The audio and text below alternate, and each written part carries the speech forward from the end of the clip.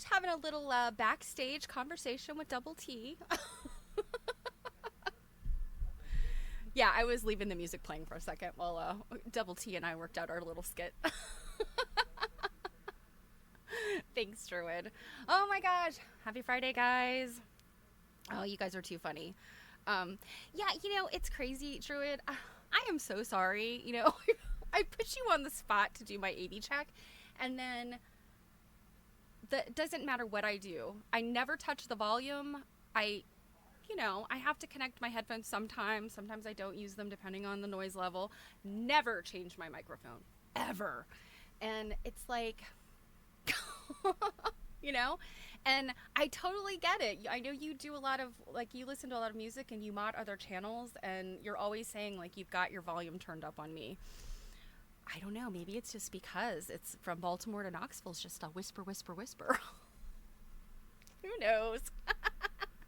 Oh my gosh, Quiltish, the Quilt Nerding Lounge. I like that. Coming to you from the Quilt Nerding Lounge, it's Cake TV. Oh, hey, Maro Dim. Oh gosh, you guys. No, Dread, I'm glad you let me know what you're hearing, because I mean, if it's that way for you, it's surely that way for other people. So anyway, it's live. Who knows? So, like I said, happy Friday Eve. This week, as always, it flies by. I don't even know why I bother saying anything, because, like, right, everybody, it flies by. We are still in the grips of this horrible heat wave. And, I know, like, it's early. Like, it's early on the East Coast for this. Typically, our heat waves are showing up, like, in August, like mid to late August, and then early in September. Seems to be like that's when we get these horrible heat waves, these low pressure systems. I think it's a low pressure system, right? And it just like, ugh, it's like being inside of a like being inside of a dog's mouth. It's just hot and sweaty and and I started thinking, typically, so I don't know if you guys ever heard about the doldrums. So typically when we talk about weather and mood, we talk about, seasonal affective disorder, which happens in the winter, when there's less sunlight in most places and it's cold, people don't go outside as much. And, that's a real issue for people. But I don't hear much about the doldrums. And that is something that I learned, I'd heard the word before, but I learned it from another artist. And this was probably before the pandemic. But she was talking about how in August, like, around that time, and I want to say at the time she was living on the East Coast, like in New York or something. I don't think she lives there now, but yes, perfect description for August, right, Moradin?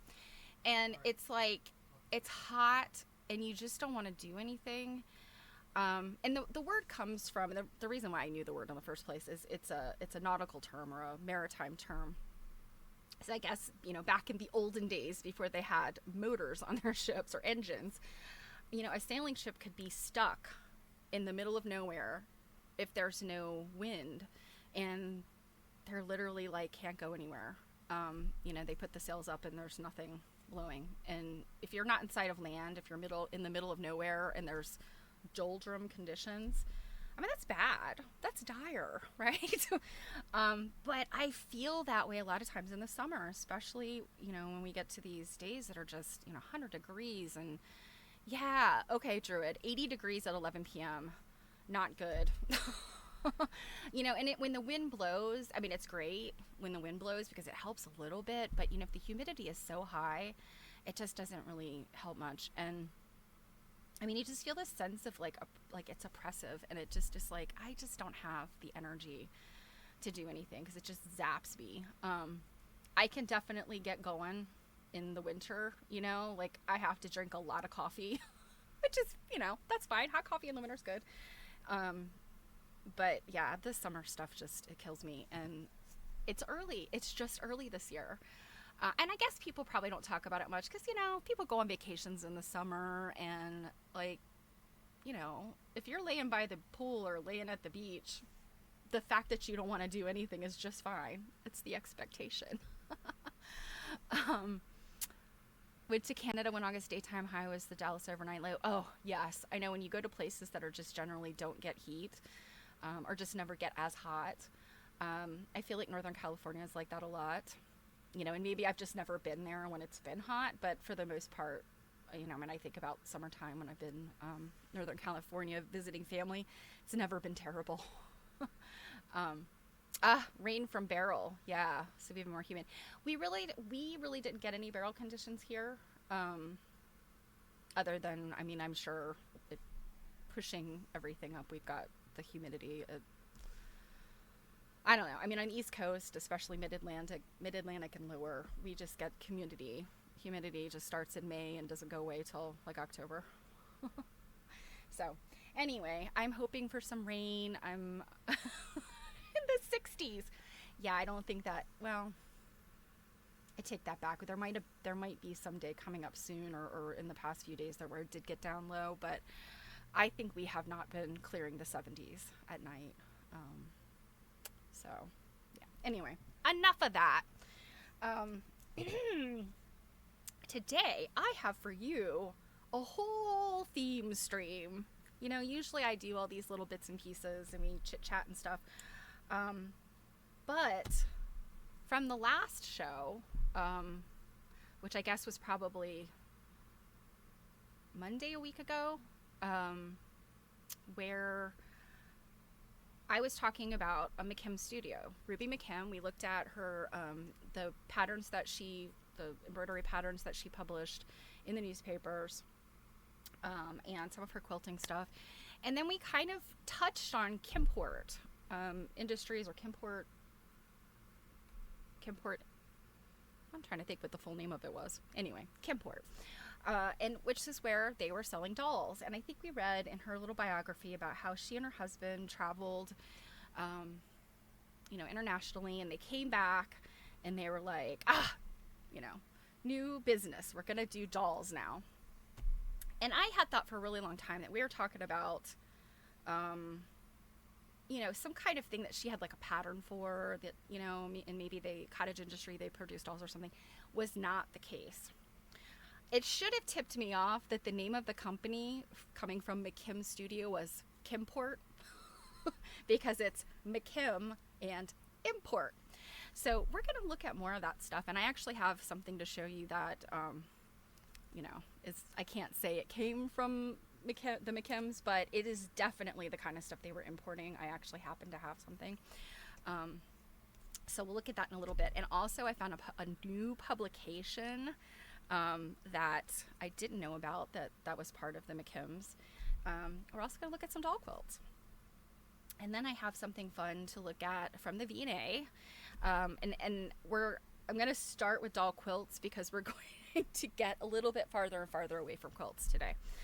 So, but it's interesting because I think about people I know that are quilters,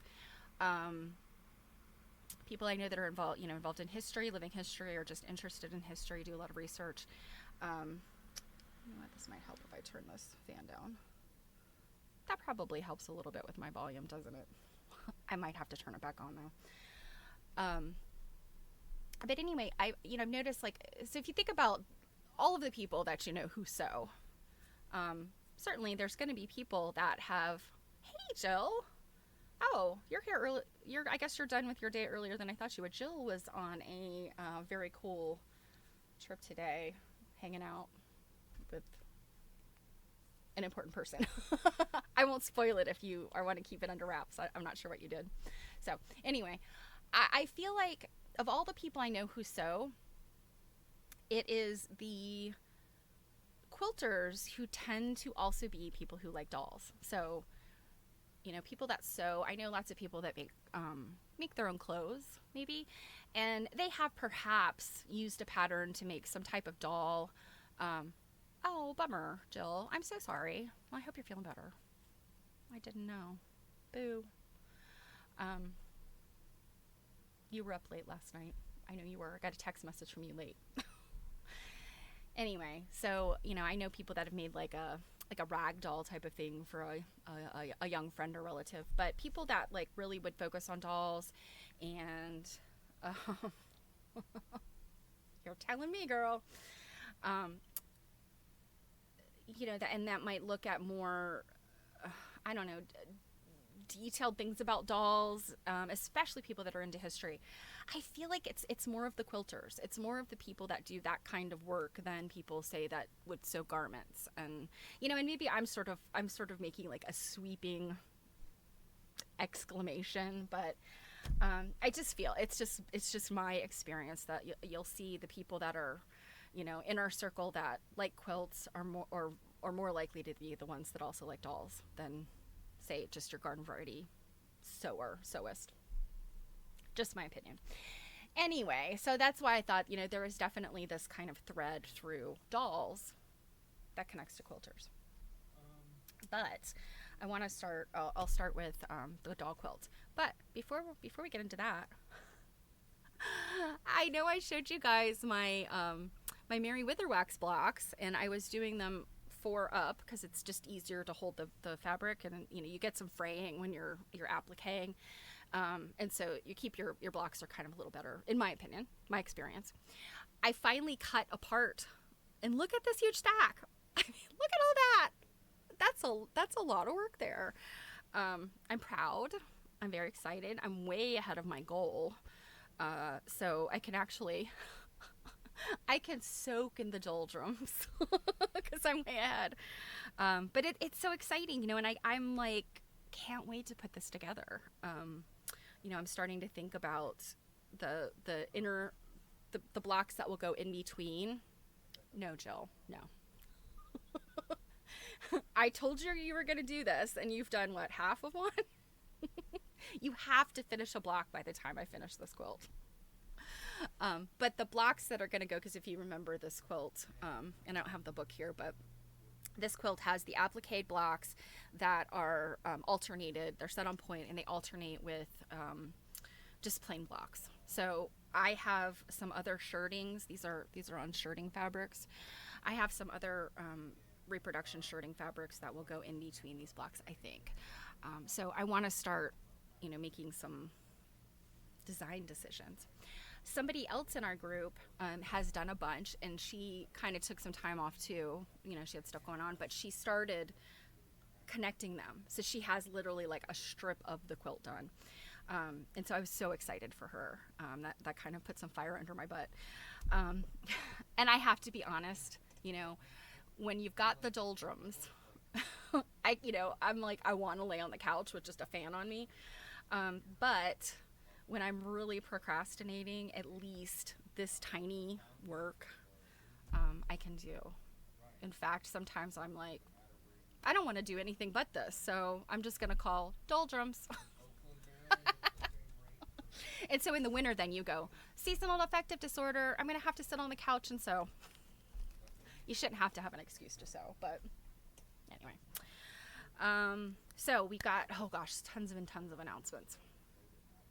So if you did not have a chance to catch it, this past Sunday, Jill and I did a look at seminar, American Quilt Study Group seminar. We had our wonderful special guest, Carrie, who is Carrie Dell. She's the executive director of American Quilt Study Group. And she, kind of talked about seminar in general, and we shared some of our memories and in pictures. I had pictures. Carrie gave us pictures. So it's really kind of a fun overlook. And if you've just ever been curious, go check it out. It's, let me grab a link real quick. So you could go look at that. I'm just going to put in our stream link. Jill does a pretty good idea of putting the titles and stuff in, so you'll be able to see which one it is. We're also reading Crazy Quilts by Penny McMorris right now, and I actually have that with me.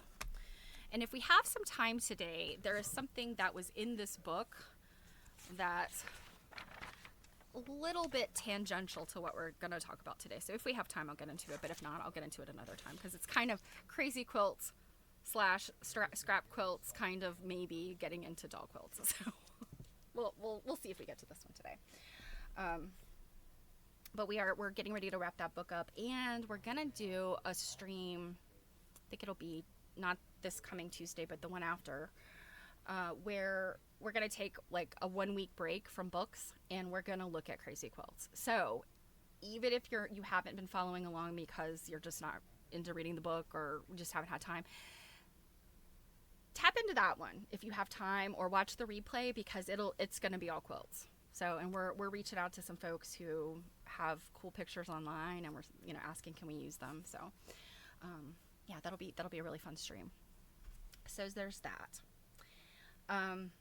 Next week, Monday, Jill and I are going to do a co-stream. So we'll stream here and the YouTube channel, Quilt Nerding. So you could watch either place. And we are going to do a watch party of a cool program that's coming out. It's free to watch, but we're going to watch party it because it's fun. And it's going to stretch out through the rest of the year as these episodes of this program drop. But it's about material culture, and I think is it called Quilting in a Material World? I think is what it's called. It's starting off with Susan Jerome, who is a professor at University of Rhode Island, and she is I think she's on the board of AQSG. She's very involved with seminars. She handles all of the study center scheduling and all that kind of stuff. But she's a professor in, looking at, I want to say she covers like textiles and costumes and stuff. Again, a lot of crossover with quilting, antique textiles, clothing, costume, / dolls. So anyway, she's explaining what is material culture. She's looking at that. So that'll be the first episode. And then, as those, it's quilts in a material world, not quilting, quilts in a material world. So she's explaining why things are important, and like, why do we want to study these things? It's almost like in some ways I'm kind of like, well, you're preaching to the choir. I know why we want to study these things. All of my buddies know why. But it's kind of an exciting chance to get it out there in the public of like really what it is that we do, and why we do it, why we're into these nerdy things, and not just AQSG people, but all people that look at and study things like this. I think there's a good number of the population that kind of looks at us and goes, okay, when you're not cutting up fabric and putting it back together, you're looking at the things other people have made that way. Yes, as a matter of fact, we are. And there's important reasons why. So anyway, that is what this whole material culture thing is going to be about. And Jill and I will be recording an episode in the future on a topic that we have experience in. But there's a number of other people that are going to be involved in this thing doing their own episodes. I think there's talking about a panel for one of the weeks. And there's like a cautionary tale one week. So it's all kinds of cool stuff. It's definitely got this really cool like through line of what material culture is and how we get involved. So I hope that you will pay attention to that and watch it as it comes out. But we'll be doing that watch party. So, and you know us and watch parties and stuff. We have something to say about everything. Let's see what else. My textile talk is coming up next week. It'll be next Wednesday. I think it's 1 p.m. Eastern? Oh God, this is terrible. I should know what time it is. It's in the middle of the day. Textile talks are, if you're not aware, it's a regular feature put together by the Quilt Alliance. You think it's 2 p.m.? That sounds right. I think I have to be available at 1 p.m. because I'm on there. But anyway, it's if you're not familiar with it, it's a regular feature of the Quilt Alliance, and it's in partnership with a bunch of other entities, ones that you would recognize. And they look at all kinds of different things. Yes, July 17th. Thank you, Jill. I'm so bad at promoting myself. But what the textile talk that I'm on will talk about is the Artist James Scholars, the 2024 Artist James Scholars, which I am one. And then the other scholar is a collective. So it's two different women that have done this really cool thing with studying the Daughters of Dorcas, which is the oldest African-American quilt guild in the U.S. And, looking at, I guess, they sort of studied through some oral history what the founder of that guild and kind of what that guild's history has been, and they've kind of created this online version of a quilt guild, and I'm so interested to hear like what insights they had and the experiences. They have a website and everything, so we'll share all that later this week after the textile talk. And I think that's everything. Am I forgetting something, you guys? Is there something else I should mention? I don't remember. Next Wednesday also, on top of the textile talk, Jill and I do our every other week. Yes, the Dana auction. We do our every other week needlework nights. That's Wednesday nights, 7 p.m. Eastern. And next week we will be talking about paper needle books. So those collectible, you get them free at the grocery store kind of stuff. Get them free from your insurance agent. We'll look at those. And then on the 20th, and this might be something I need to decide, and I'll let you guys know on Monday if I might cancel Thursday's stream next Thursday, because I think we're going to pick up a stream on Saturday. And that is because Dana, our colleague Dana Balsamo, we work with her through AQSG, but she has an auction house in New Jersey and regularly does quilt auctions. She currently has one coming up July 20th. Everybody loves to watch the quilt auctions. And there's a couple things in there Jill and I were like eyeballing. So we're going to watch that. It'll be July 20th at 11 a.m. Eastern is when it starts. So we'll jump in when it starts, and we'll stream for as long as we can stand it. I don't think we'll hit the entire auction, but at least we'll get that chunk of like the really superstar quilts that are in the beginning. I think I've kind of noticed that with some auctions, they'll put those really high dollar quilts right at the beginning, I think, kind of to get the excitement. So we'll get to see those. And then the stuff that's later in the auction, I guess depending on how fast it goes, whether we'll see that stuff or not. Anyway, a lot of stuff. I should probably, after this today, put a little schedule up on the Cake TV Facebook page, just so you can see all this. I will do that. Let me make a note. I think I need to do that for myself as well as everybody that hangs out with us. So,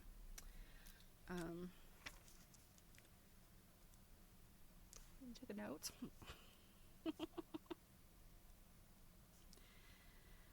All right, are we ready to get started? I think that's everything. So, like I said, I'm going to start with doll quilts. Doll quilts are one thing I don't have many of, and the ones I do are ones that I have made. So I didn't grab them because they're nothing to write home about. I have one little quilt I made with they're 1/2-inch hexies, and they're all fussy cut, so they're itty bitty little things. I'll have to dig that image up sometime and show you guys. But what we're going to look at starting with is what I would call maybe one of the lesser known Mary Kay Waldvogel books. She's very well known for the works that she's done. She did with Southern quilts, with she did patchwork souvenirs with Barbara Brackman about the 1933 Center of Progress quilts. Soft Covers for Hard Times is probably one of her biggest, well-known ones, which is about Depression-era quilts. But she also has a book called Childhood Treasures. And it is about the doll quilts of Mary Gormley. And in the book are 80 quilts, but Mary Gormley was said to have like over 300. So this book, let's see, this book was from 2008. So I want to say, was this, I'm trying to think. It's 2008. It's probably her last publication, maybe, of books. Maybe. I'd have to look at the dates. I don't want to be wrong about that. Anyway, this is a really cool book. I'm not going to go through the whole thing, but if you're interested in doll quilts, this is a really good one, because Mary Gormley just, I think it was the kind of thing. Well, let me share my. Oh, you have it too, Jill. Yeah, I just think it's a really good book. And I mean, who doesn't love a doll quilt, right? I think there's so much to be said about doll quilts. There are the doll quilts that were probably like, a mother taking scraps and making a quilt, a child themselves taking scraps and making a quilt, gifts made for children. I mean, what better way to give a child gets a doll, a beloved doll, and make them a little quilt to go with that doll. And and we're talking about like mid-century till now. Children have lots of dolls and toys and things, but before that, children didn't necessarily have a whole playroom worth of stuff. They had like maybe one treasured doll. And children who were from families of better means maybe had perhaps some like rag dolls, the kind of thing they played with, and then they might have display dolls, and that was certainly the case like for my mom. I'm trying to think, like, as far as rag dolls, I can't think of anything that necessarily survives, but she had a number of dolls that family members had given her. She has like a Madame Alexander bride doll, like a big one, but like big. And I actually don't know if it's Madame Alexander brand or not, but it's that type of doll, and she's dressed in this beautiful, wedding dress. And it was given to her by a very close relative, and she was never allowed to play with it. So after my grandmother died, I pulled the doll out, and I told my mom, I was like, don't you want to play with this? Don't you want to like display it and like dress her and undress her? And I think my mom was just kind of like, what? I'm not allowed to do that. I'm like, ma'am, you are 70 years old. You can do what you want with your doll. So anyway, I digress. So this book is really good. And Mary Gormley is just, it's just fascinating. She did a whole bunch of other stuff. So it's, she's not just known for these doll quilts. There's this cute little picture of Mary Kay and Mary Gormley. And pictures of Mary Gormley herself, which are absolutely adorable. I'm like, look at those. They're a little cutie. So, one quilt in here that the story is heartbreaking, but it's interesting, is a quilt she has by this child named Doris Mullineck.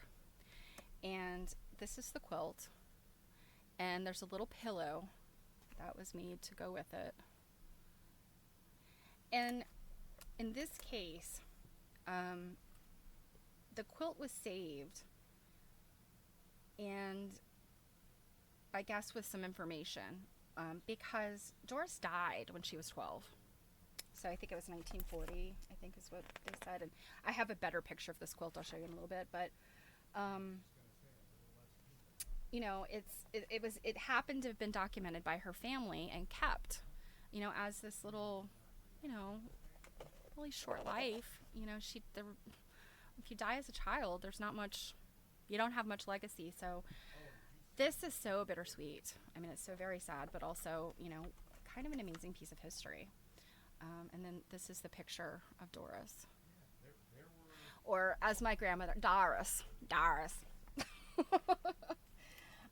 But yeah, I mean, she lives on, because we have her little doll quilt in her picture. So that was the story in here that I thought was really most interesting. Let's see. So this is the kind of thing that wealthy children of the colonial period might have, and let's see, there's something about a date here. I don't know that there's an actual date on this doll bed, but, this is the kind of thing we're talking like 19th century, early 19th century maybe. But you could see this quilt. It's a 4-poster bed, and it has a rail here at the bottom, but the little bit of the quilt that's sticking out, you can tell that the corners have been cut just like a full-sized, adult human-sized 4-poster bed. So this quilt, this little quilt is so lovingly made that, it's got those little cutouts. Now here's an interesting thing that there's this little note, and I'll read this to you because this was something that I had just, I guess I knew intuitively, but I I'm not sure. I don't know if I had really thought about these things. But it says a word about dating these quilts. None of the doll quilts in this section has a provenance directly related to the children for which they were made. And this section is the early 19th century quilts. So she's not referring to Doris. So therefore, we don't really know exactly when the quilts were made. It's very likely that some were made to depict an earlier era in which a doll or dollhouse was fashioned. Now this makes sense, if it's like Victorian era, but the child is kind of, getting these items that are sort of play acting the Revolutionary period, or, some earlier time. You can't necessarily say like, oh, that's colonial era, that's 18th century, because it may have just been made to look like that. That's the kind of confusing thing about dolls. As quilt historians, we learn to work with the material clues in the quilt itself. We compare fabrics to dated textile documents and dated quilts. We know when styles, patterns, and techniques were introduced and when they enjoyed a revival. And then we make our best estimate, conceding that sometimes these material clues may yield an incorrect date. So I would say, like, even more so than quilts, the doll quilts can be confusing. Just as quilts, I think of quilts I've seen, for instance, I saw a particular quilt top that had fabrics from like 1880 to 1980 in it, because it was a family quilt that people had continued to work on and had never finished it. So we hear stories about that, but I can see how the doll quilts are even more so, because you could be digging up scraps.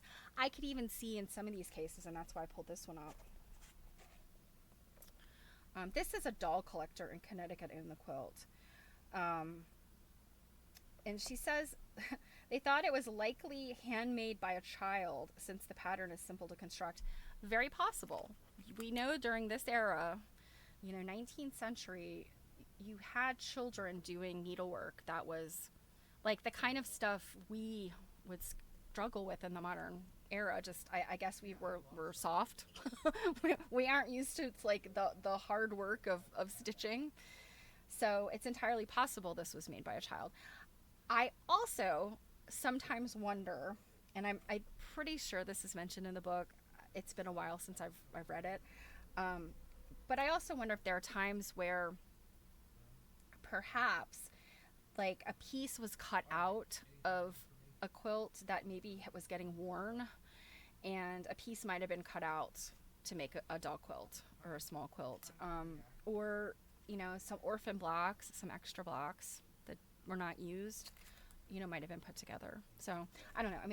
There's lots of things that these doll quilts could have come from, but I also think a lot of times they probably were the children themselves were making these. One. Oh, you guys know I love a log cabin, and this is just a beautiful little log cabin. And they've constructed it as a what's this one? The light, sunshine and shadow, is the typical name for this setting of a log cabin. I happen to have a log cabin quilt behind me.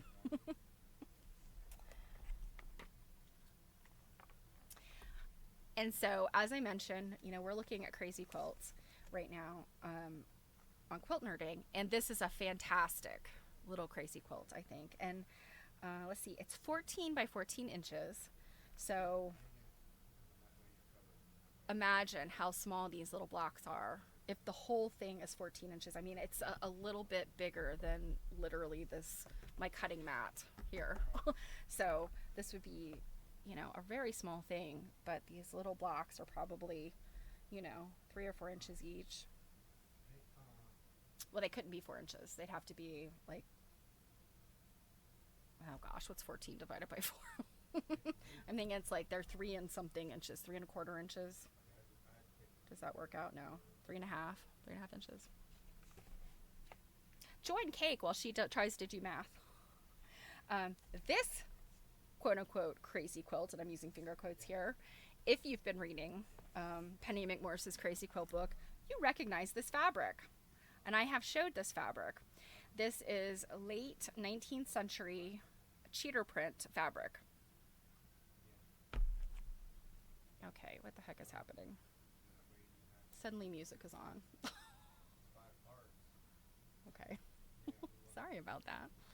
You guys probably couldn't hear the music. It just came on all of a sudden for me. So anyway, this, I was fascinated to see this in here. When I was flipping back through, I was like, oh my God, it's my fabric. It's everywhere.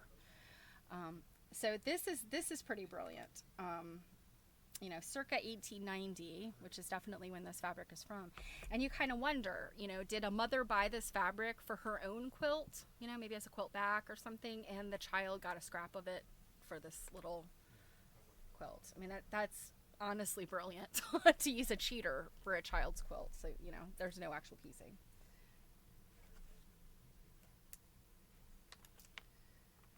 This is just another crazy quilt. I could not help it. And as we have looked at with like regular, you know, full-size crazy quilts, they are often dated and signed, or they have names and dates in them. And this one has Maria 1904. And this little girl is Nell Maria Botkin Gormley. Oh, I'm not showing it. There we go. There we go. And let's see. This would be, so this is Mary's mother-in-law, was this lady. And this is her childhood picture, circa 1900. And she made this little quilt 4 years later.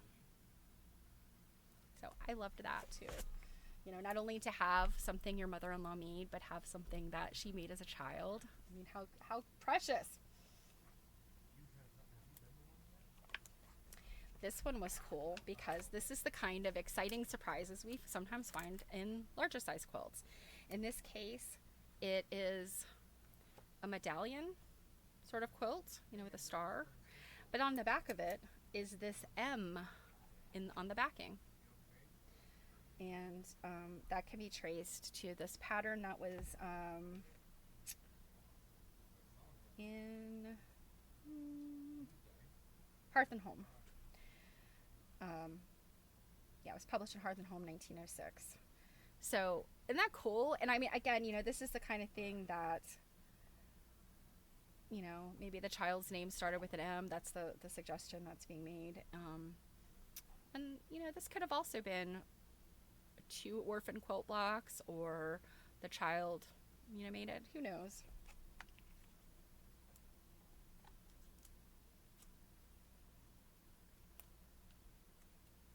A lot of tabs. Okay. This one,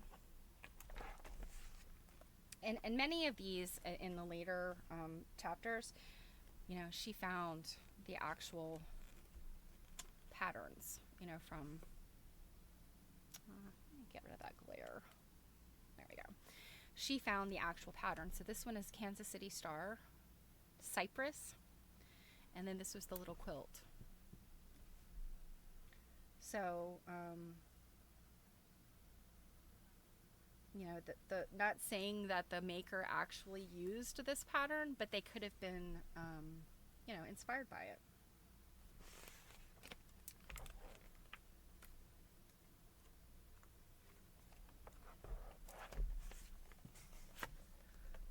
Many little quilts, again, scraps.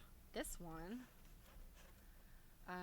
it's got the square within a square, or the economy block, but it's got all these extra other pieces that are just sort of, they're set together like an improvisation. Um, and this has definitely got some of those like make do quilt kind of vibe to it.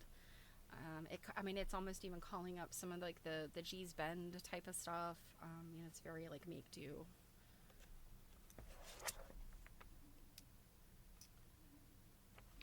And okay, I could not resist this 2-page spread here.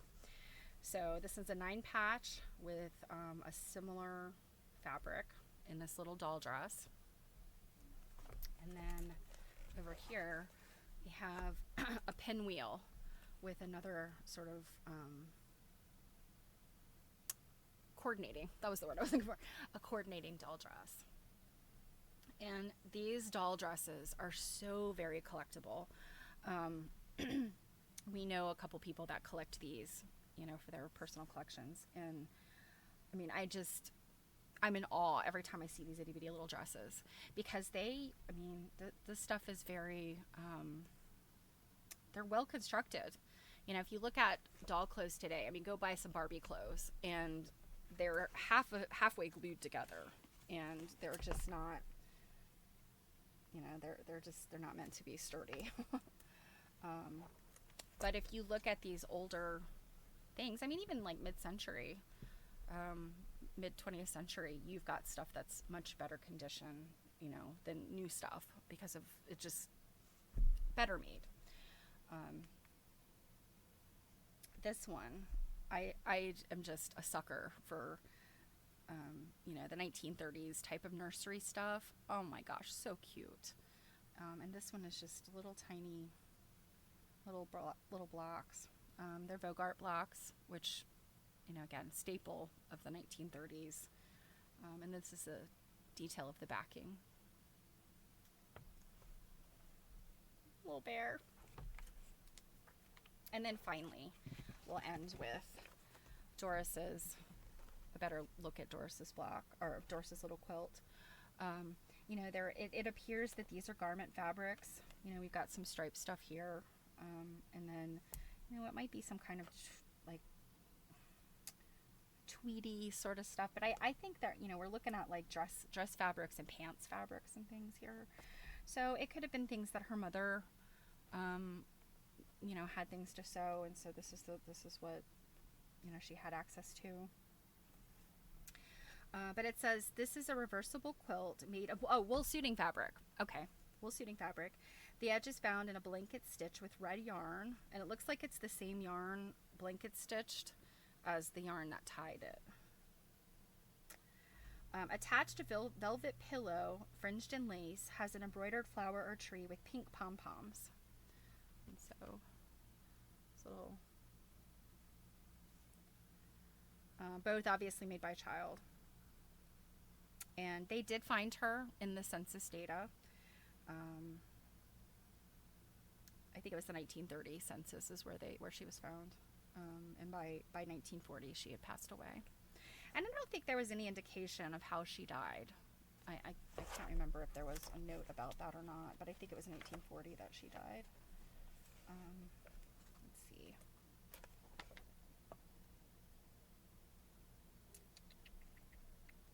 Okay, so it did come from an estate sale, and her parents were Olga and Louis Molinek. I think her father was originally from Czechoslovakia. Yeah, he had come from Czechoslovakia. His wife was from Nebraska. She was their only child. And yeah, she died in 1940. But yeah, it doesn't look like there was a specific. Yeah, it doesn't look like there was anything about her, like what she actually died from. So very sad. I'm trying to think like what was going on in the 40s. Polio? Wasn't polio, or was that getting closer to the 50s? I don't know. Anyway, so that is Childhood Treasures. I hope that if you are interested in it, you'll go buy it. It's out of print, I think, but you should be able to find it on Amazon or Abe. But very good book. And, it's Mary Gormley's collection. This is just a little piece of it, but it's good stuff. All right. Moving right along. Let's talk about Carrie Hall. Now, we have not had a chance to read Carrie Hall's book yet. It remains on my to-do list. We've looked at a few things in it, but you know, the romance of the quilt. Oh gosh, what was the full name of the book? The Romance of the Patchwork Quilt in America. She wrote this book with Rose Kretzinger. You know, it was one of the books that was written in the early 20th century, along with, you know, Ruth Finley's book was first. Or no, I'm sorry, Marie Webster's book was first, then Ruth Finley's book, and then Carrie Hall's book, you know, and then Florence Pito, and on and on and on. But what I found was really interesting, is that Carrie Hall was into dolls too. And I remember talking to Mary Fons about it. This has been a year or two ago that I learned about this. And we joked, we were like, wouldn't it be fun to do a show called Carrie Hall's Dolls? But as the stories go here online, let me read you a couple things and then I'll show you what they look like. She ended up having some financial issues. So the Quilters Hall of Fame reports that World War II found Carrie making quilts for benevolent purposes as a Red Cross volunteer, but she also found herself dealing with serious legal and financial difficulties. A rumor persists that she absconded with money belonging to a club for which she served as treasurer. Oh my God! Oh, Carrie Hall was an embezzler? Sounds like it's just a rumor. We don't know. But it goes on to say, always resourceful, she quietly moved to North Platte, Nebraska in 1941, where at the age of 75, she began to manufacture and sell playtime and character dolls of historical figures. She prided herself on the detail and craftsmanship of these dolls, and with abundant sales, as well as loans, she took loans from her friends, and moral support from friends, including Emma Andres, her longtime Arizona correspondent, and other folks like Florence Pito, Grace Snyder, and Bertha Stange. You probably recognize these names. She was again able to be financially stable. So, Now, she passed away in 1955, but I had not done any kind of deep dive into Carrie Hall, but this is an example of the research rabbit hole. Gosh, this is going on like a year and a half ago now.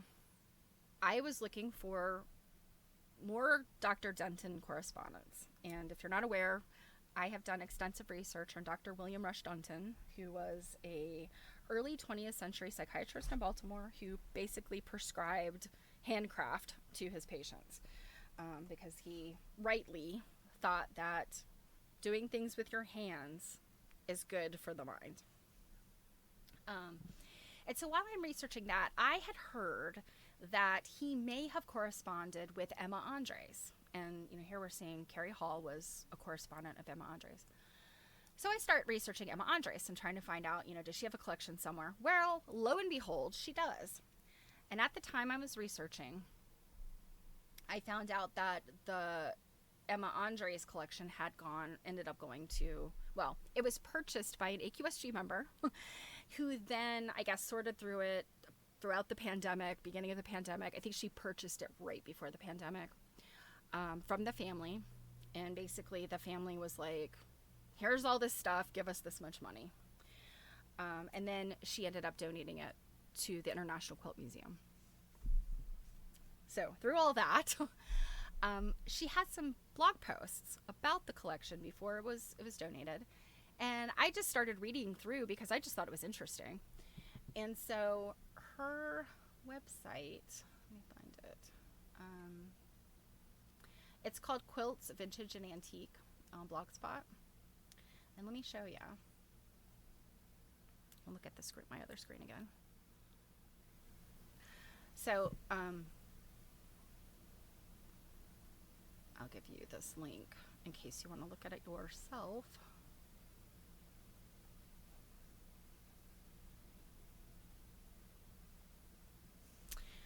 but this is kind of like what the collection looked like. Bunch of boxes, lots of stuff.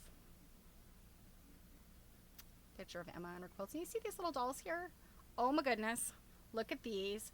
These are Carrie Hall's dolls. These are dolls she made. Now, it's not clear to me whether she somehow sculpted their heads and stuff too. I'm guessing she did, because I mean, I don't know where you might get these things.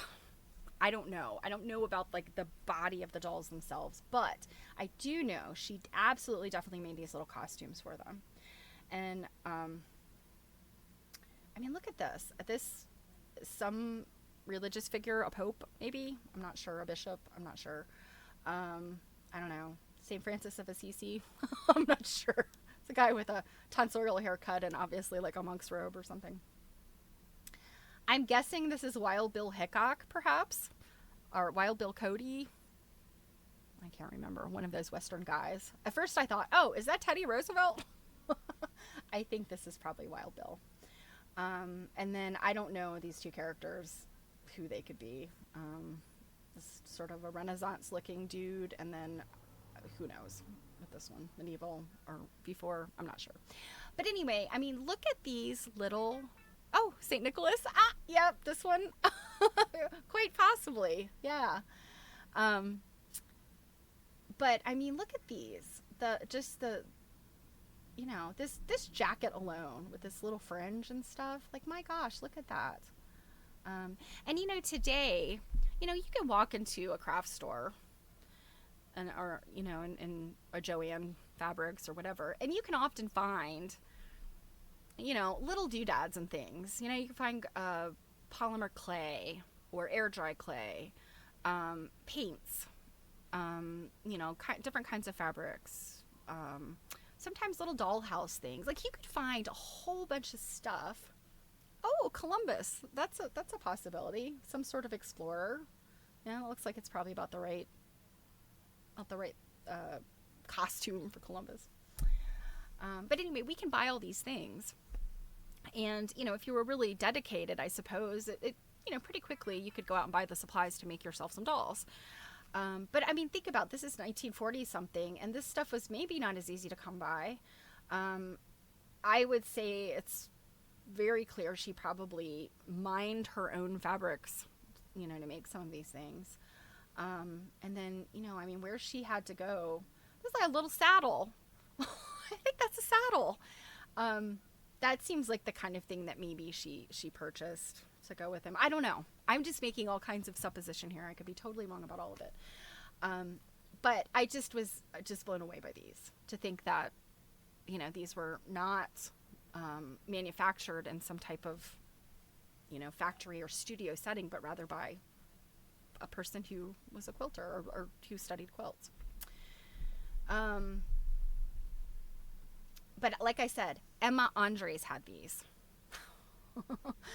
So, you know, I think because she was a big supporter of Carrie Hall, maybe Carrie gifted these to her. Maybe she purchased them from Carrie. You know, I mean, there is this kind of mention that Carrie took some loans from her friends. So maybe that was it. Maybe instead of just saying, here, Carrie, here's some money, Emma said, hey, Carrie, can I buy some of your dolls? Here's some money. You know, all of these things are possible. Now, she didn't just make these things. She made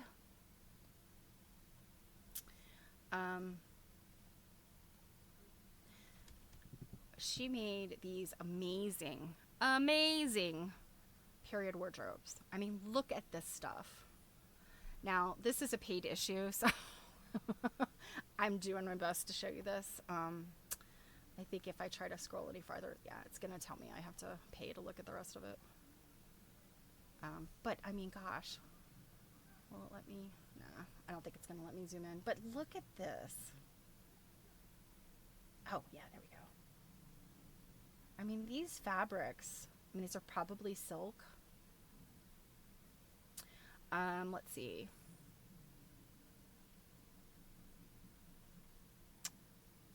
So 27-inch mannequin French fashion doll. Now, here's the other thing that I would say about dolls.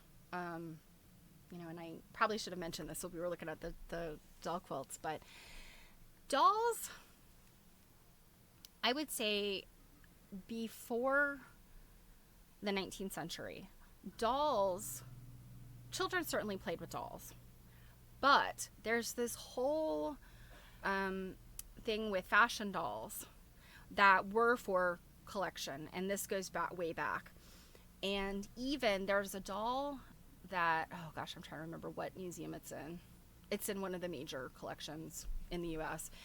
But it is a fashion doll that was used, I think the way it was reported was it was sent with its own little like trunk of fashions from Europe. I think I'm right about this. And the doll and these little fashions were sent for the purpose of a higher class fancy lady who wanted to purchase, the current court fashions of Europe. She could look at these little doll clothes and say, oh, yes, I want this gown that this doll has, and I want it in like these colors or whatever. So dolls are not always meant to be playthings, and in some cases they are an example or a snapshot in time of something, whether it's a fashion or some sense of history or something like that. But just looking at these, I mean, the pleats are hard, and I have made a costume like this, a full-sized for myself. These pleats are an absolute nightmare on full-size clothing. To make those little pleats in silk at that tiny size. Now, these dolls would not have been like Barbies. They're like twice that size. They're mannequins. They're half-size dolls essentially. And again, whole history of this half-size for display or for, I don't know, basically it's like a three-dimensional catalog in some ways. But yeah, I'm so amazed by these. And even better, this is from Antique Doll Collector magazine. You could actually buy the whole article. The original version of the whole article that looks like it was pulled out of the magazine. You can buy it on eBay. I found this morning while I was looking. So, hey, if you're interested, there it is. But I mean, look at these. I mean, this looks like it's right out of a museum of fashion displays, except that they're at least half size. So, fantastic in my opinion. Okay, now the next thing I want to look at is the Kimport stuff. So, like I said, I think when I did that stream on Ruby McKim, I had quickly Googled, Kimport dolls, and something had come up, and I was like, oh, okay, I know what these dolls are. They're bringing these in, whatever. And I'm thinking that, they're working with artisans to make this specific type of doll. But they are working with artisans. They're working with people, in other countries to import dolls that are kind of either culturally symbolic of that country or culture or place, or, they're historical dolls, all kinds of stuff. Well, the first thing I found was, again, another website or blog. Let me share this link so you can look at it if you want. That is about the Kimport dolls, and this was fascinating. And of course, they blotted out the name of the person that it was originally sent to. My whole thing was like, this is 1941. The fact that this person might even still be alive, if they're elderly. So I don't know. I mean, whose identity are we hiding for security or for privacy purposes? I don't know. Anyway, this was something that was bestowed on people when they joined this doll hobby club. Now, I'm still researching to find out if you joined this club, like, how much did it cost? Like, what was the mechanism? Was it, I think, I'm not sure, but I think you join this thing and you have subscribed to their little magazine, Doll Talk. I think that's what this is. You subscribe to that little magazine and you get this little certificate. It is signed by Betty McKim, who is Ruby McKim's daughter. 1941, October 3rd, 1941. And this has these cute little illustrations on it. And then this is the Kimport Dolls seal or logo. Now, Kimport, I think, was primarily always owned by their son, Kim McKim. And it seems like Betty McKim probably also helped with this venture. Now, I did some more research, and I found this. Come on. Oh, bless the Internet Archive. These are 50 doll talks that you can download. And these are all from, I think, the late 50s. Oh, no, there's a few from the early 50s. So mostly 50s and 60s. Obviously, they started this in the 40s. But they kept publishing this. I think this was published up through the 80s. Now, was it always the McKims doing that? I don't know. But I did find issues from the 80s. They're not as interesting, in my opinion. They're slick. You know, they're on that glossy magazine paper. They look very much like the doll collector magazines. You know, they were probably a lot more useful for people because they had color pictures. Whereas these are very, I would say, rustic. There's a lot of the information in these are illustrations. They're not photographs. Now, as I've started to download these, you can see this is a photograph. You know, here's a photograph. But there's a lot of narrative in these. And, you know, we have some questionable cultural stuff, problematic stuff. But, you know, I mean, again, they're just little illustrations, lots and lots of narrative here. You're kind of getting a lot of descriptions of dolls, not much image of dolls. And this is what this reminds me of Dr. Dunton's book so much. It's like all of this very, very detailed description of what he's looking at, but there's no picture for you to look at. But what I have gathered is that these little magazines referenced the catalog. Now, the catalog was, I think it was an annual catalog. I found a few issues of it on eBay from the 40s, but they would publish this catalog and it had all the pictures of the dolls in it, I believe. And I suspected that they too, in the early days, were illustrations. Now, to make things more interesting, I not only have these that you can download, and if you go to the Internet Archive and then search Doll Talk, and that's where you'll find these. Hey, Robin. So that's the quickest way to find these if you want to look them up. But I have for you, I got my hands on some of these. Look, and I don't know if you're going to be surprised or not. Look how tiny they are. Would you have guessed, looking at these pictures, that these little newsletters are itty bitty? I mean, look how tiny they are. You know, like this is less than an 8.5 by 11 sheet of paper. I would say this is, let's see. Yeah, this is 7 by 10. So probably these were printed on 8.5 by 11, and then they were, you know, trimmed and stapled. But I've been reading them, and they're so, I don't know, they're so silly. You know, there's no real indication of who wrote them. You know, you can kind of guess that maybe Ruby, maybe her husband, but I suspect, you know, Kim McKim and his sister Betty probably had a lot to do with what they're writing in here.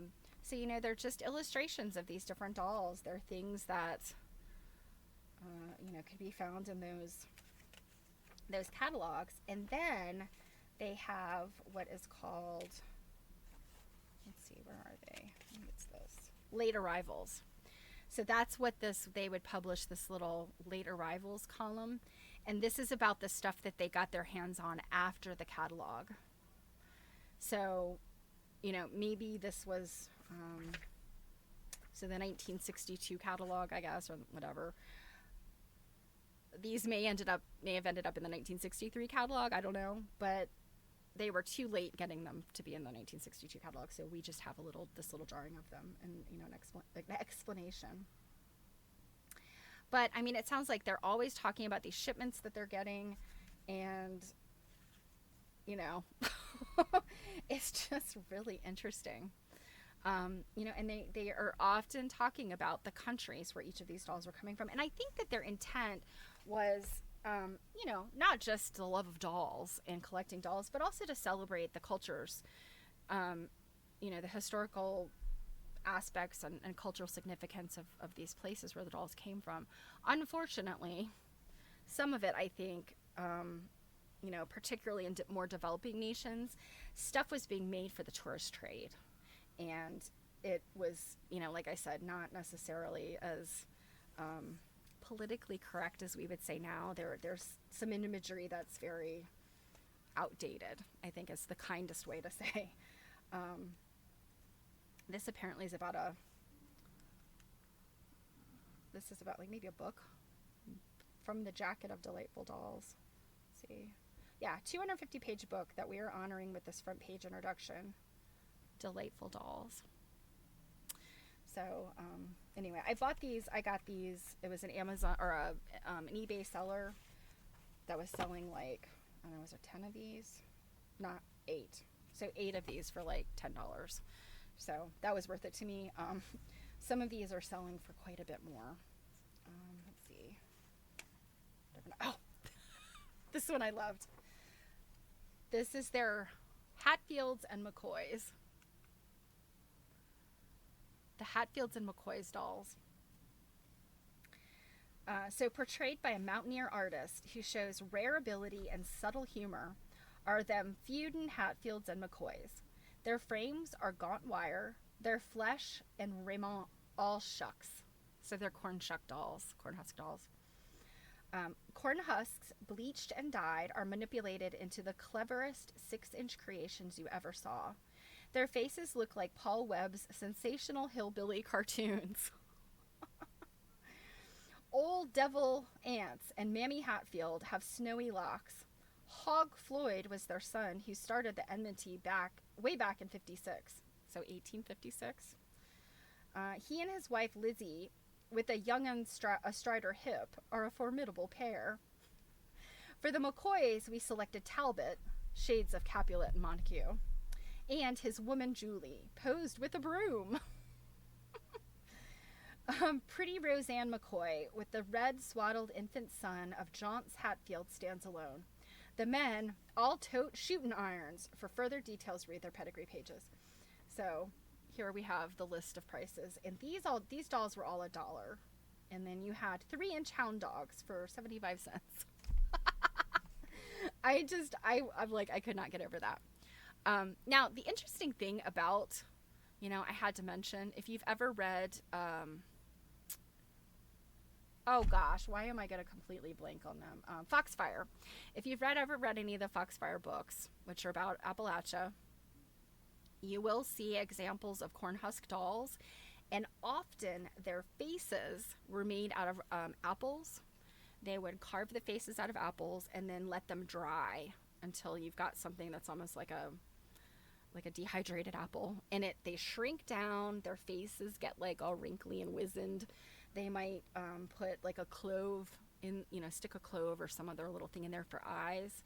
And I kind of almost wonder like if that's what the faces are made of too, or maybe not. The faces might be something else, but I just thought like, yeah, pretty funny stuff. And lots of people don't like dolls. For a variety of reasons. Dolls sometimes scare people. they, whatever. I don't know. I love dolls. And I think that I can totally get over anything being creepy. Just for the ability to look at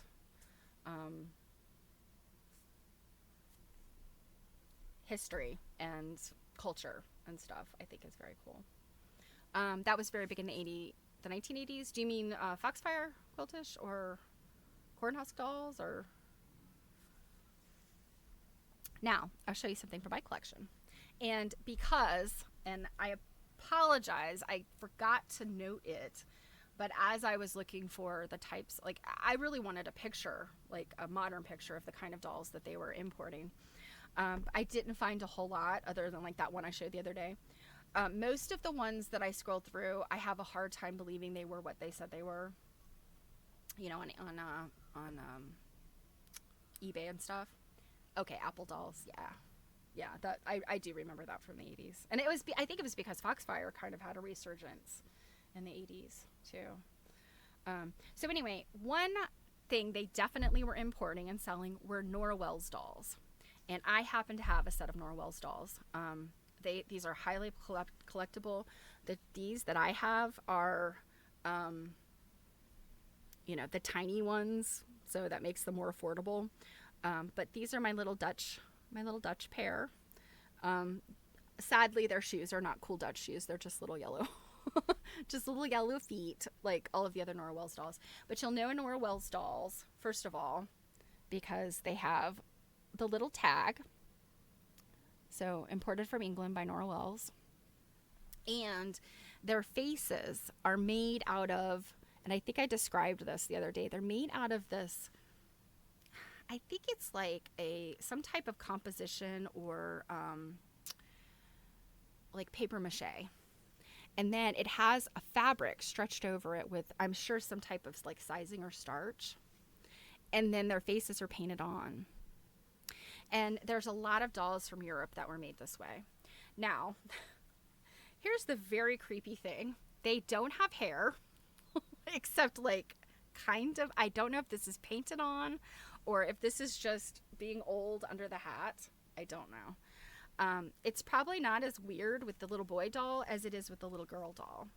I really strongly feel like she needs to have something. Bangs, a pigtail, I don't know. So she, to me, is a little bit on the creepy side. She's a little bizarre. She really, really needs some hair.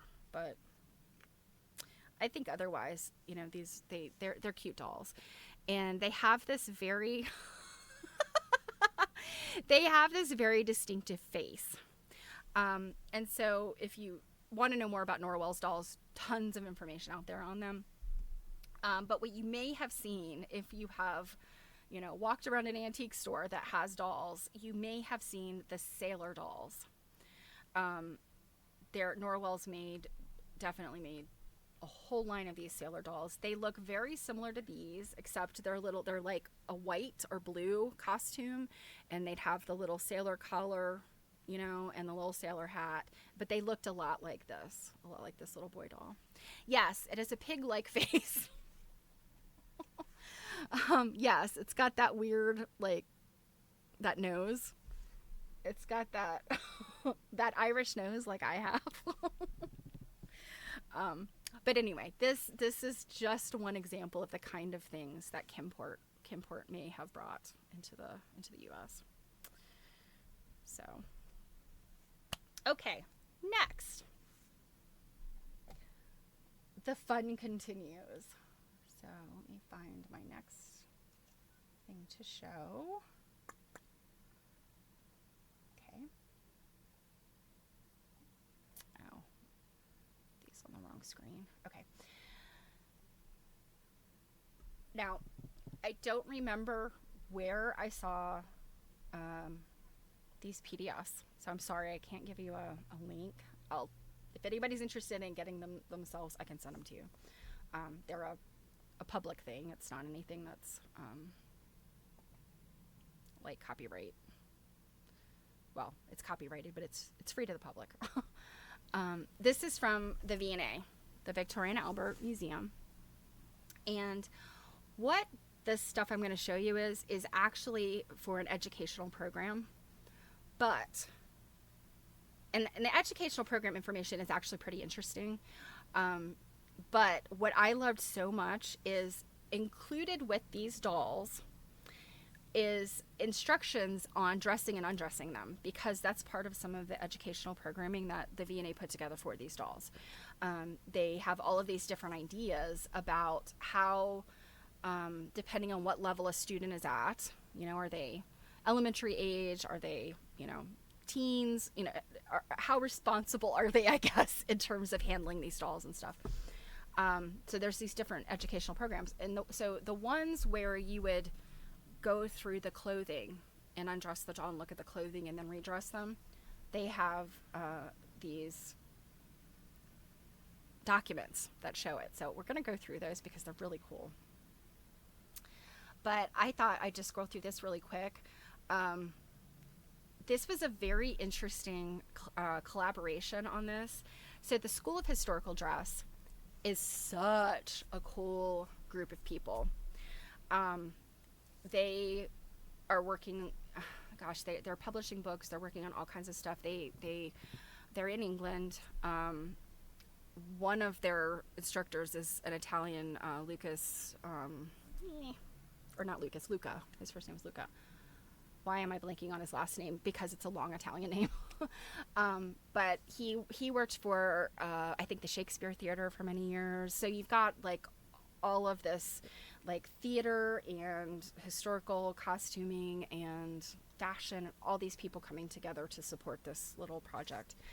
The Historical School of Dress, they have the rights to the Janet Arnold books. Now, I'm getting into a world that maybe you don't know much about. Janet Arnold was a costume historian who was connected with Colonial Williamsburg. And she published these fantastic books. I have, I think, 4 of them. But they're these big, large format books that have charted costume patterns in them. So basically it would be like, you'd have a little grid of 1-inch squares, and the pattern is drawn on there. And so to enlarge it, you have to enlarge, the whole thing. So it's patterns like that, but they are based on, actual garments that have been taken apart, photographed, x-rayed. They x-rayed garments for this stuff. So anyway, I'm digressing here just to tell you how interesting this stuff is and how these organizations are so cool. How they look into this stuff.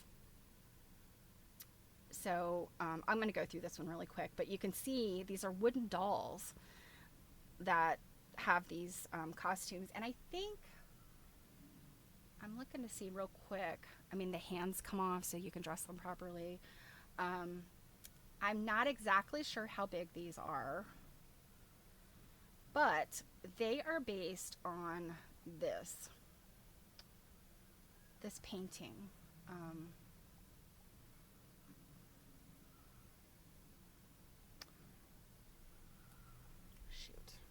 There we go. This painting, it's called the Ommegang in Brussels.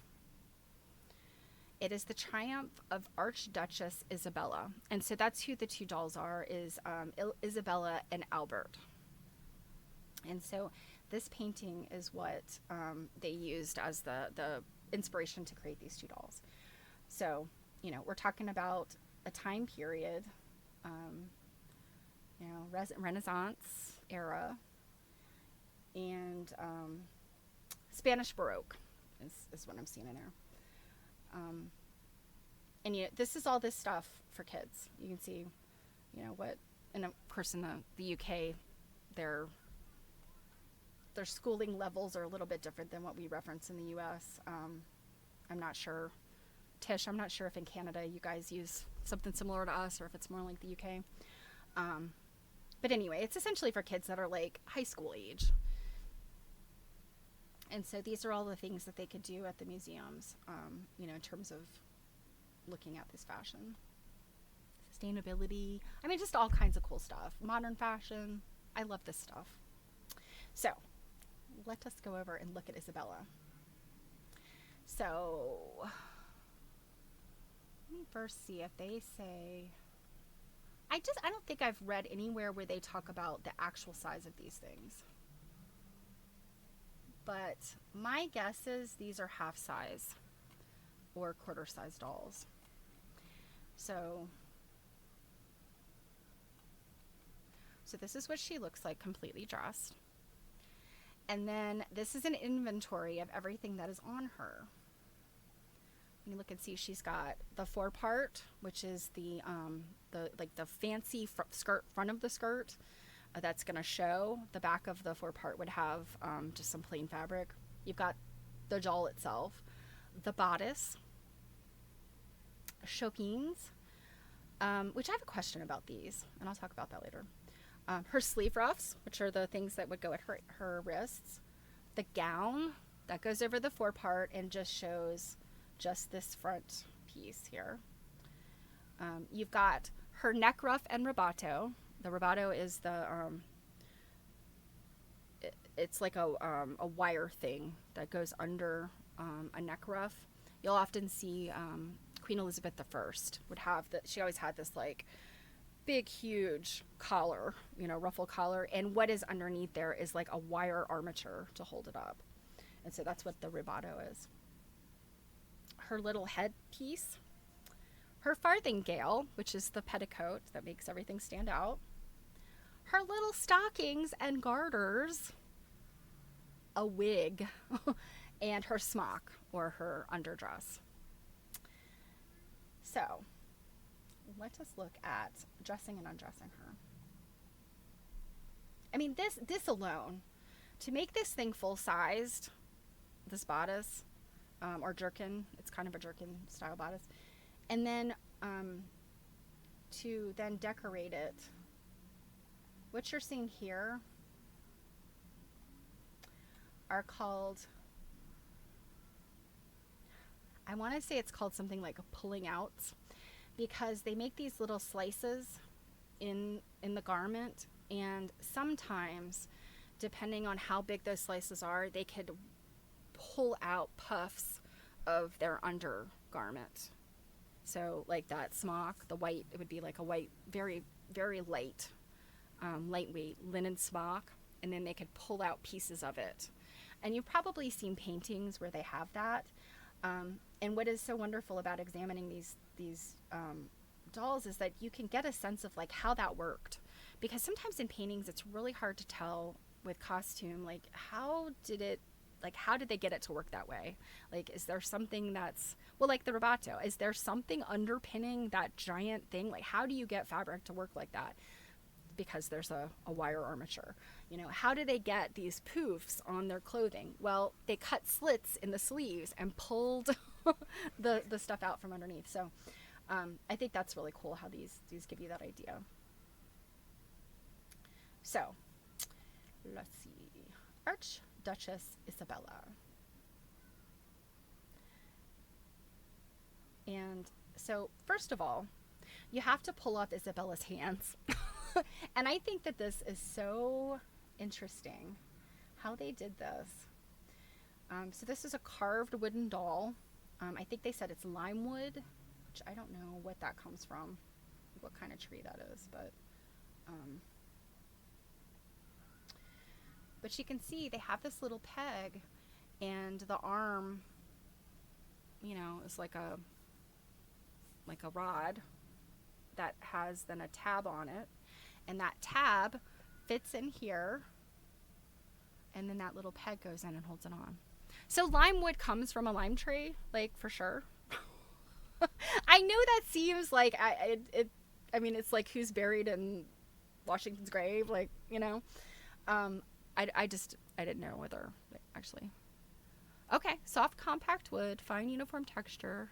Okay, common lime as a deciduous broadleaf tree native to the UK and parts of Europe. Thank you. Cool.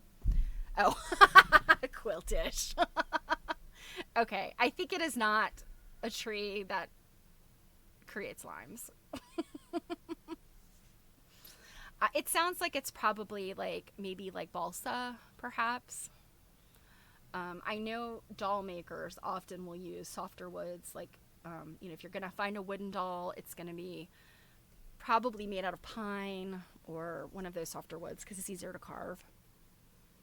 So you pull the pegs out to get rid of her hands. So then you can pull off her clothing. So to remove the linen ruff, this little ruff, which is edged in the tiniest lace. I mean, gosh. And then you have to take off her little hat, her little headpiece with the feathers, and this looks like little jewels and stuff. And then take off her wig. And it sounds like the way they describe it is like you have to, support the wig and pop it off. And then you could start pulling off the clothing. That would have to come off of thing. And you can see the forepart. Now, the way they've done the forepart is literally like it's just just a piece of fabric, a triangular piece of fabric hanging over her waist. In actuality, a costume, the actual dress, would probably have had that forepart out of like really fancy fabric, but then where you see this red, that's the farthingale showing underneath. It actually would yes, it is a false front. It actually would probably have another piece of like just cruddy cheap fabric that the rest of the skirt was made out of. But the purpose of this is to use a relatively small piece or a strip of very sumptuous fabric to show underneath your gown right here. But even the rich didn't want the whole skirt, that whole thing to be made out of the rich sumptuous fabric. So they'd only make it out of, make this strip out of the sumptuous fabric. And then again, what I've seen in studying historical costume is that then it's a cheaper, like some kind of like homespun stuff that would be the back part of the skirt. But here it looks like they're just showing it as a like an apron almost. So it looks like an apron. So yeah, so they're taking her gown off, and you've got the front, the false front. And she's got some jewels, a little pearl necklace. I love how they're showing the back here. Let's zoom in on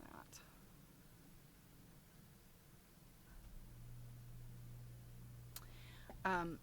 You can see that the back of the bodice is a different fabric, quite likely a cheaper fabric. Like that's just what they did. If there was something that wasn't going to show, they make it out of something else. It didn't have to necessarily be like entirely fancy fabrics.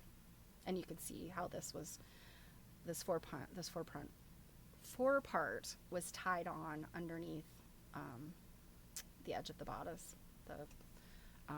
The hip spring of the bodice, I think, is kind of what this thing is called, I think.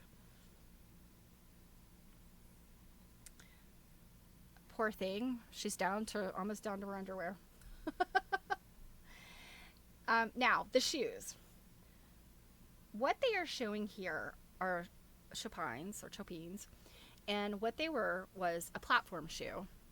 The bottom, the sole of it was usually made out of cork, and it was covered often with a sumptuous fabric, but its purpose was not necessarily to be fashionable. It was to elevate your feet from the muck in the street. Possibly weather, but you're talking about streets that were muddy, had garbage and sewage in them, had horse poop, it was just mucky yuckiness. And so you didn't want your little court slippers to get damaged, because those little shoes that they wore were often like turn shoes with just a little heel. They were not necessarily very sturdy shoes, because they were covered with these sumptuous fabrics, or leathers and kid leather. They were very soft, slippery shoes. Even if they had a heel, they were not the sturdy things that we think of today as like a high heel. So the court shoes were really delicate. And so they would wear these chopines over the court shoe. So put your foot in and then tie this little thing on the top.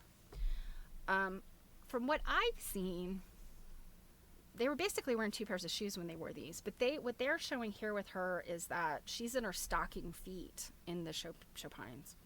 So I don't know if that's, I mean, this is the V&A Museum and all of those other historical people.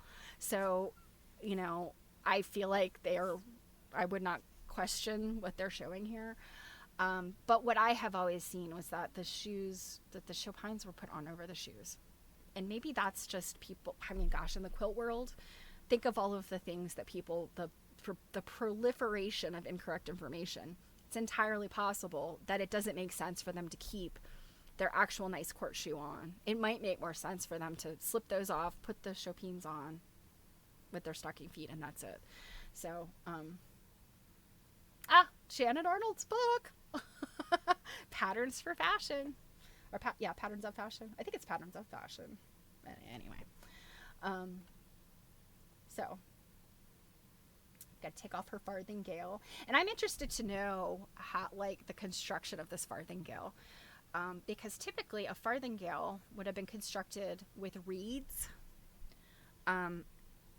Often, like, their bodices, or what they call bodies, which was the corset type of garment, which I think we're going to get down to here. Those could use whalebone. They might use reed. Not very often they use wood. But in the farthingale, that very likely was reed. The whalebone, like, it would have been much too long, the pieces that they need to make those circles. So, but it's boned. It's meant to stand out wide, like a hoop skirt. That's kind of what it is a hoop skirt. All right, she's really getting down to it. Poor thing. She's in her undies now. So, they show the bodice as being laced up the back, and that's definitely a possibility. There's different ways that they would close garments back then. Now, it's entirely possible to have buttons.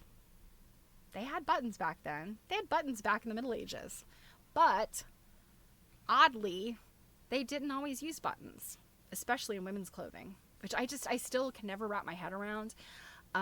Women's clothing, and particularly in this time period, the Renaissance, Baroque periods, they laced things up. Often, and we might see this when we look at Albert, they laced their top garment to their bottom garment. You know, they had all kinds of weird ways of connecting things. But women's clothing often laced, and the front piece, as you can see here, this likely would have been pinned closed. You know, and modernly you'd be like, well, you'd make buttons maybe with a placket over it. That's kind of what that looks like, or hooks and eyes. But it typically they were pinned. Just like we see with, you know, historical stuff in the US. Yep, so we see more of the unlacing. And oh my gosh, she's nude. So once you take that off, then you have the gown underneath. And in case you didn't know, they wore these gowns for everything. This was a nightgown. This was a slip. They wore these all the time. They were called their body linens. And of all of this stuff, the thing that got washed the most would be the body linen. Most of the rest of that clothing could never be washed because it was made of fine, sumptuous fabrics. It had spangles and things on it. It may have had cloth of gold, you know, gold threads woven in. You know, for somebody like this, that was royalty. But this piece, the linen piece, even now the poorest people of this time period, they had nothing. They had, like, the clothes on their back. But people with even a little bit of wealth, and wealth is probably the wrong word to use for this time period, but people that had means, a little bit of means, would have multiple gowns or shirts. whereas they may still only have one set of like regular clothes. And the reason is because it was important to them for this to be clean. And because they did not take full head to toe dunking baths, and it was not because they thought bathing was bad. They just didn't, like, it wasn't as easy as hopping in the shower. And not everybody lived near a hot spring. So this shirt thing would be something that was laundered along with the family, the bed linens and all that kind of stuff on a regular basis. And it would absorb, because it's linen, usually linen, and linen fibers wick moisture away from the body. It's simply the way the fibers work. The linen, the flax plant has a capillary action in the linen fiber. So this stuff on your body, it sucks away the sweat, but it's in the dirt from your body, but it's also keeping your garments cleaner. So like you're not sweating through your garment, you're sweating through this thing. Now I have been to historical reenactment things where I have literally sweated through the wool, the silk, the velvet, everything. So by no means were these outfits cool, but at least the linen helped a lot. Oh, and then finally they take her shoes and her stockings off, I think. Oh, she's naked, and look at her little feet. And so then I think they show her getting dressed again. So we won't spend a lot of time with that. But one thing they show here is the spiral lacing. So that's another thing to note about women's fashion. Stuff is laced, and men's stuff is laced too. But that they're not using that like crisscrossy, like how you lace your shoes. They didn't use that because it doesn't. Now on your shoes you can kind of pull the laces and it pulls it in tight. But spiral lacing has a different sort of tension when you pull that lace. And so that was a common way to lace. Where are her pantaloons? They didn't wear them. Now, men at some period, Renaissance later, maybe started wearing something that would have been like underwearish. But for the most part, people in this era, I mean, literally up into the 1900s, wore these nightgowny kind of things under their clothes, and that was it. Like, you did not have underwear. In fact, what I have read is women that wore underwear were typically be considered like women of ill repute. Women that wore bloomers, pantaloons, that kind of thing were considered like, prostitutes wore that kind of stuff. Think about like the can-can dancers at the Moulin Rouge, and they flip their skirts up and they would have pantaloons on. Like, yeah, yes, it is weird. It's weird based on our common, most people wear underwear today. And I mean, it is kind of a little bit like the same reason that they wore those shirts. I mean, if you've ever worn I don't mean to get gross, but if you've ever worn a pair of jeans without underwear, especially when it's hot, or even slightly, you get some chafing. It's just not fun. And so underwear helps. Same thing with these nightgowny kind of shirts. The corsets, the bodies that are laced on and pulled tight, it's not to make their waist tinier necessarily. It was to create a certain type of shape. And when I say shape, it's not necessarily the body being squeezed, but it's the body being supported, and then the garment creating the shape. So I know that's kind of sounds like I'm not making any sense there, but I think we have this misconception today that corsets, they put these corsets in, they were laced up tight, and these poor women walked around like barely breathing.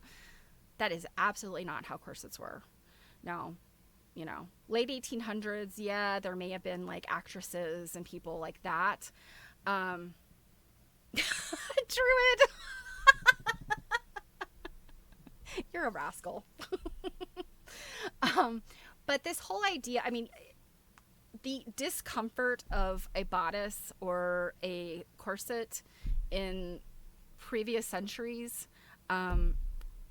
is based on the fact that we just don't understand what the actual garment situation was, because people didn't wear corsets next to their actual skin because it's very uncomfortable. There are some of those court gowns where I really question how, because you don't see the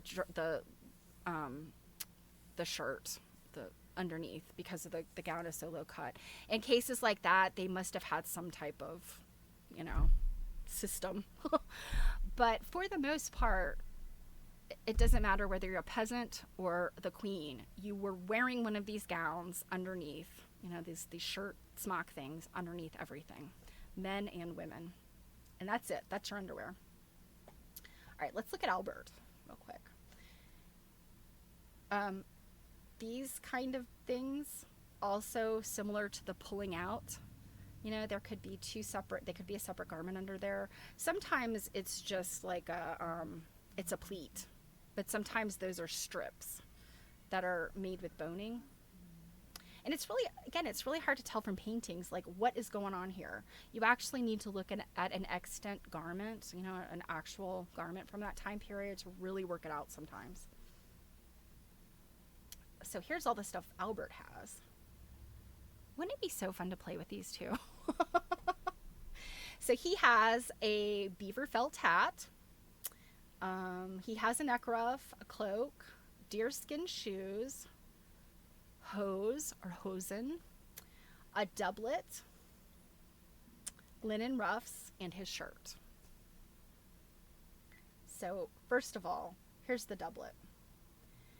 And, oops, clicking the wrong thing. So first of all, the doublet lining is quilted. And if you remember when we read Avril Colby, her book, she, in talking about the history of quilted stuff, many garments and armor was quilted in this period. So what you're looking at here is a quilted lining to this jacket. I mean, this kind of thing, this jerkin is basically a jacket. Also, what you'll notice in here are these little rings. And I think we're going to see what those are for. But also, look at the fact that these little things are buttons. And you could kind of see in his sleeves that they are really functional buttons in these dolls. And you kind of, again, beg the question, well, if the women had to lace and pin their stuff on, the dudes got the buttons. Whatever. This little thing here often was a sort of padded little piece on the shoulder, and underneath that would be more of these rings, and these sleeves would be laced on from those rings, and the sleeves themselves could be removed and replaced. So we kind of have an idea of even very wealthy people may have had to mend and replace pieces of their garments. They didn't just like, oh, my doublet's got a rip in the sleeve, I'm going to get rid of it. No, they would have replaced the sleeve, or they would have switched out to different types of sleeves. So he is going to start off by having his little cape. You take off his little cape. Or they're calling it a cloak. Sorry. Take off his hands, just like Isabella. Take off his little ruffs. He's got the same ruffs that she had on his wrists. He too has a wig. His hair here is short, I guess. I don't think they show the back of it, yeah. Short. At this time period, I think you could kind of see both. You could see men with like very close cropped hair, but you could also see men with, and I think in those cases it kind of depended on, their Spanish Baroque. Elsewhere on the continent, you may have had people with longer hair. Little beaver skin hat, or the beaver felt hat.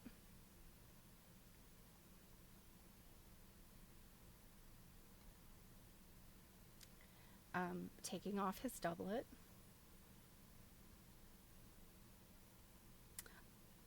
Oh, looky there.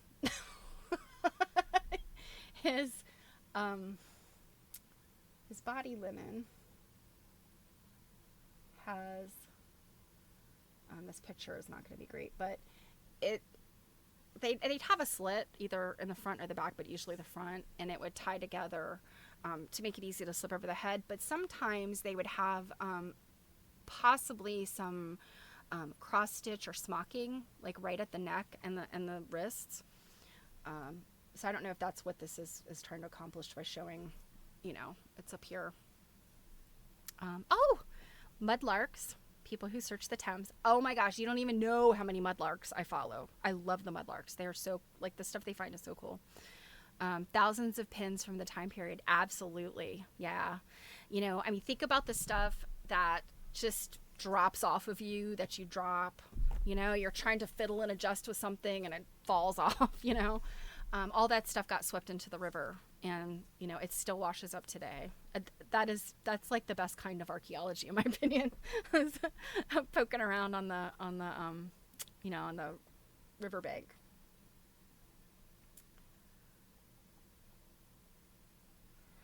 So let's see. Oh, well, I didn't get into his. I didn't remember that it didn't get into his little. I'm missing a page. Oh, it's over here. So this whole contraption, in his case, it sounds like the hose, which are the stockings, are connected to the band around here, around the hose. And what you actually realize when you pull these down, if I'm looking at this correctly, again, these things are not solid. They are strips there's a waistband and then these knee cuffs, and there are strips of fabric that are connecting the waistband to the knee, to the little knee things. And the white that you see in there is actually his shirt, his gown. And those things could sometimes be pulled out. Where is his codpiece? Wrong century. The codpiece, so this is early 1600s. The codpiece would have just gone out of style. The codpiece was more of like Henry VIII time period. So we're talking about, codpiece have probably been out for like maybe 50 years at this point. Yeah, it's the codpiece is, Henry VIII and his brethren were the ones that had to show off like that. But what, this garment right here, the hose, the whatever you call it, the trouser, I don't know what they necessarily call those things. I guess they are calling it hose. I've always heard of hose as like being the stockings, or pants that are stockings like, but you did see like people with cod pieces with these kind of things, but that's like mid 1500s, I think, late 1500s. I think cod pieces had been a thing of the past at this point. And disturbingly, oh no, that you can see his head. I was like, disturbingly, his head also comes off, but no, they're lifting this off of his head.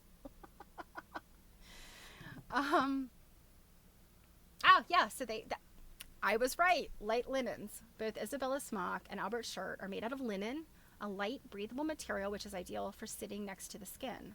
This piece of clothing would always be worn under a bodice. It remains as a first layer so that when they became dirty from wear, washing can be more frequent and the washing of the outer garments avoided, which is substantially more difficult, or never. And yes, as a matter of fact, embroidered designs, detailed lace, and smocking also. So,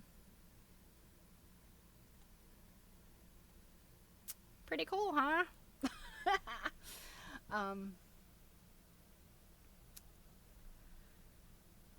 So I hope you have enjoyed my foray into dolls, and if I find some more info, I will certainly share it. Doesn't look like we're going to get to my Sally Garut article today, but we'll definitely get to that next week. So I'm trying to think if there's anything else that I meant to say. I don't think so. So I think that's going to do it for us. Again, all of the announcements.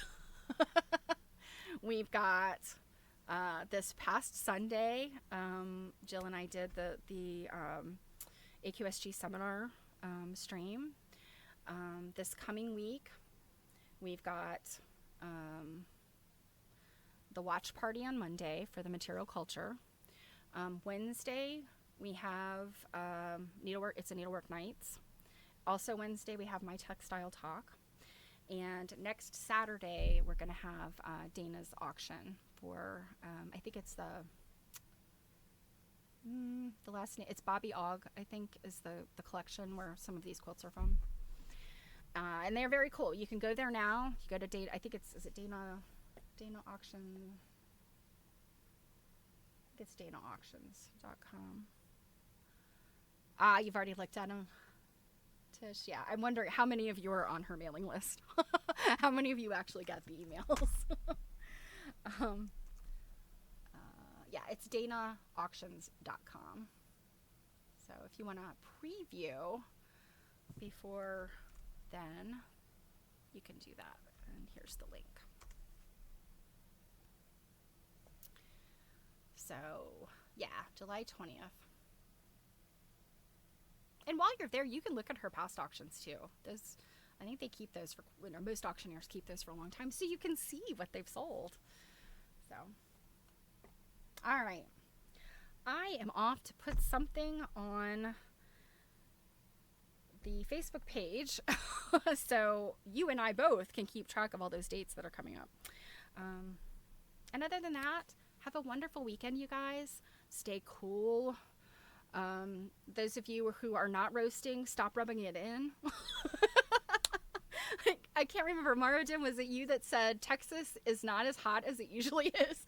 And I'm like, okay, y'all just had some bad weather with Beryl. I'll cut you some slack, but you know, Texas is usually pretty miserable, so I don't want to hear that. It's hotter here. I'm just giving you a hard time. But yes, stay cool and have a wonderful weekend. And as always, thank you so much, you guys, for being here. I so appreciate that you're willing to come here and hear me talk about everything from, quilts to costumes to dolls to whatever strikes my fancy.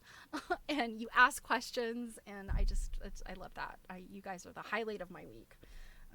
So take care, and I will see you on Monday. Mwah!